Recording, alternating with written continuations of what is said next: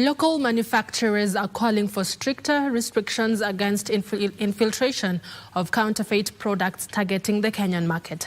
Pwani Oil Director of Commercial Control, Rajul Malde, says counterfeit products are hurting local manufacturers at a time when Kenya is targeting to grow local manufacturing.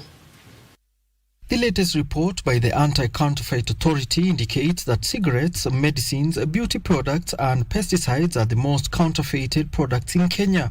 The products pose health and safety risks and cost the economy in uncollected taxes. There are various brands that get imported into the country from neighboring markets through our porous borders and so on. And I'm pleased to report that government is actually acting on such challenges that we raise with government and stakeholders. Companies like Pwani Oil are now turning to technology and innovation to set their products apart from bad actors, while at the same time calling for stricter enforcement by the authorities.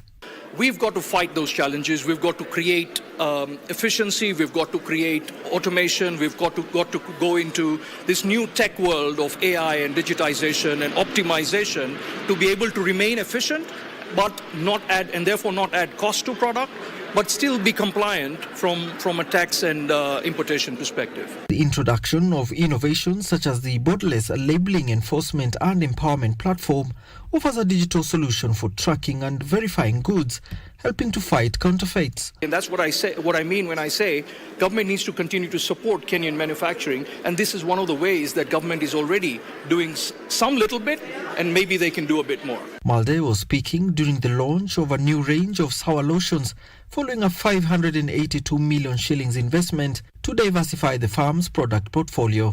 The sour lotion comes to the market with 3 distinct and unique features that are completely different in answering the consumer needs that we have been doing research on over the last 24 months. Alanauko, Easy Friday. The 4 products now.